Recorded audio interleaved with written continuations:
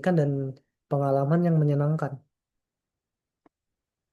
Nah, sekarang kita masuk ke what is A or B testing. Nah, A or B testing ini sebenarnya dia adalah metode eksperimental untuk menentukan versi eh, mana yang lebih baik dari dua halaman atau desain yang memberikan hasil terbaik. Cara kerjanya itu bisa dilihat eh, pada contoh berikut. Nah, di sini kita membuat dua versi page halaman. Nah, pertama kita membuat dua versi halaman, halaman A dan halaman B. Lalu keduanya ini eh, kita tampilkan ke dua kelompok pengguna yang berbeda. Pengguna A dia menggunakan contoh yang A, pengguna yang B dia menggunakan contoh yang B. Nah, lalu kita bandingkan hasilnya berdasarkan matriks seperti klik, pembelian, atau waktu interaksi. Nah, itu semua kita bandingkan di key matrix tersebut, lalu kita compare resultnya. Nah, hal ini untuk kita lihat yang mana sih yang lebih efisien atau lebih baik dalam website kita itu. Nah, kita bisa menggunakan metode ini untuk menguji website kita. Oke. Nah, lanjut ke slide selanjutnya, yakni small change big impact. Hal kecil dalam bisnis kita ini dapat mengubah impact yang sangat besar. Misalnya, contoh di sini, kita hanya warna, mengubah warna saja, warna eh, misalnya pada Buy Now. Nah, kita bisa meningkatkan klik hingga 10 hingga 20% dari kita mengubah warna saja. Misalnya kita menambahkan juga progress bar di checkout. Nah, ini bisa mengurangi pengguna yang batal membeli karena dengan kita memberikan progress bar, customer bakal merasa lebih trust dan lebih nyaman dalam menggunakan layanan yang kita berikan. Selanjutnya adalah menampilkan testimoni pelanggan bisa meningkatkan kepercayaan konversi. Dengan kita memberikan testimoni pelanggan, nah ini bisa memberikan kepercayaan mereka. Misalnya kita eh, membeli suatu produk, tentunya kita melihat dulu bagaimana rekomendasi atau testimoni dari pelanggan yang sudah membeli produk tersebut, apakah memang sesuai atau tidak. Nah, tentunya hal itu perlu kita pertimbangkan untuk menampilkan testimoni pelanggan untuk meningkatkan kepercayaan dan konversi dari bisnis yang kita tawarkan kepada pelanggan kita. Oke, selanjutnya when to user using testing versus A or B testing.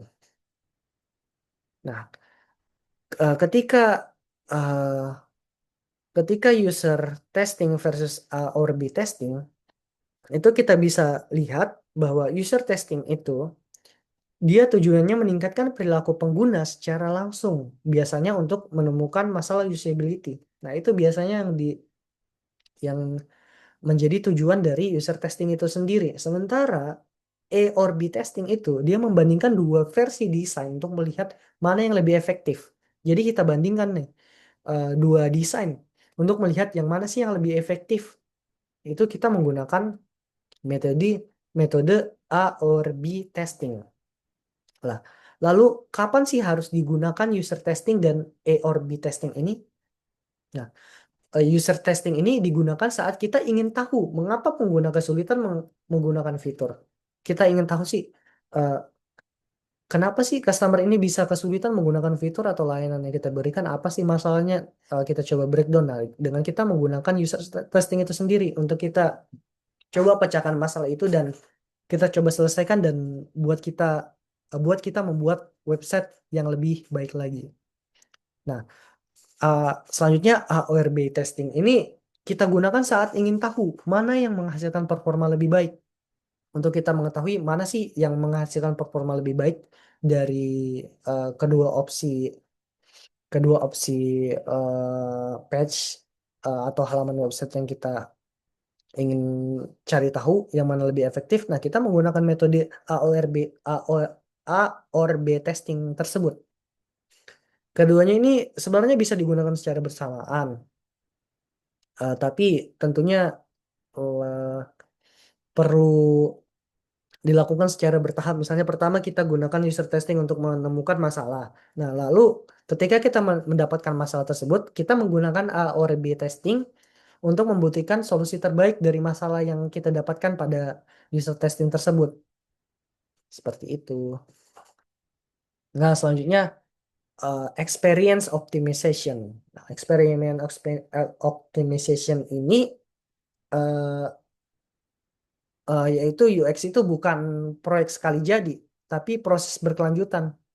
Jadi kita tidak bisa membuat UX itu langsung jadi begitu. Perlu kita melakukan kayak proses kajian lebih lanjut dan berulang-ulang setiap kali. Jadi kita coba membuat eh, suatu semacam prototipe begitu. Nah, lalu kita uji secara terus-menerus hingga kita mendapatkan hasil terbaik. Nah, hasil terbaik tersebut tentunya perlu kita uji lagi sampai kita mendapatkan hasil terbaik karena pasti customer ini eh, apa lagi istilahnya? Customer ini dia berubah-ubah, tidak menetap begitu tentu. Maka dari itu kita perlu untuk memperbaiki UX kita seiring waktu terus-menerus. Proses optimalisasi UX itu sendiri terdiri dari 4 tahap atau 4 siklus. Yang pertama kita melakukan analyze. Nah, analyze ini kita mengumpulkan data dari analitik, heat maps, dan user feedback. Nah, kita kumpulkan semua data ini, kita coba analisis bagaimana apa yang mereka rasakan, bagaimana pengalaman mereka, dan lain sebagainya. Eh, Setelah itu kita masuk ke tahap hypothesize. Nah, kita buat hipotesis berdasarkan data-data ini. Jika kita tambahkan X, maka Y akan meningkat. Nah, ini salah satu contohnya. Kita coba membuat hipotesis berdasarkan data-data itu.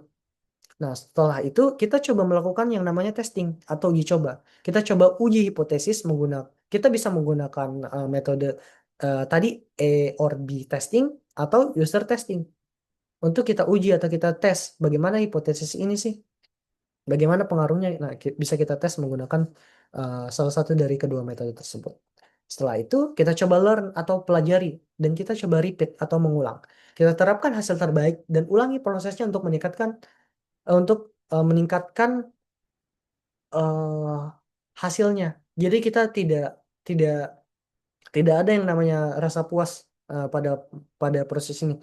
Jadi kita harus terus belajar dan mengulang tahap itu hingga kita mendapatkan hasil terbaik dari hasil terbaik dari hasil terbaik dari hasil terbaik. Nah, begitu cara kerja dari experience optimization tersebut. Nah, selanjutnya kita masuk ke summary-nya.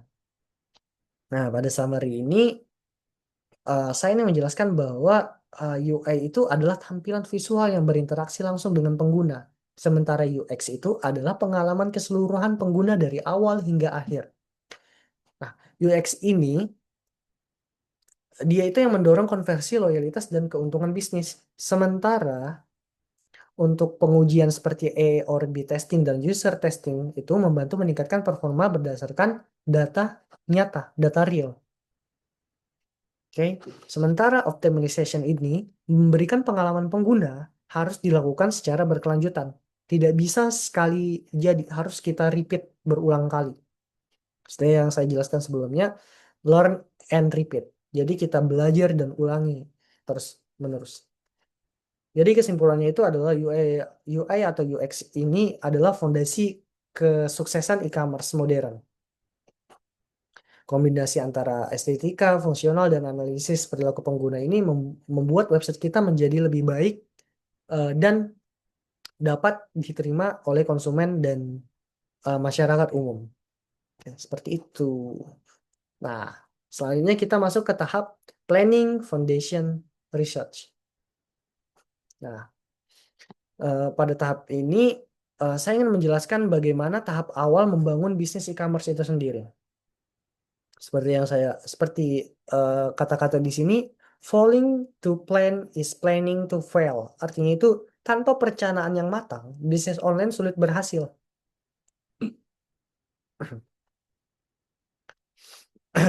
4 hal utama yang harus direncanakan. Yang pertama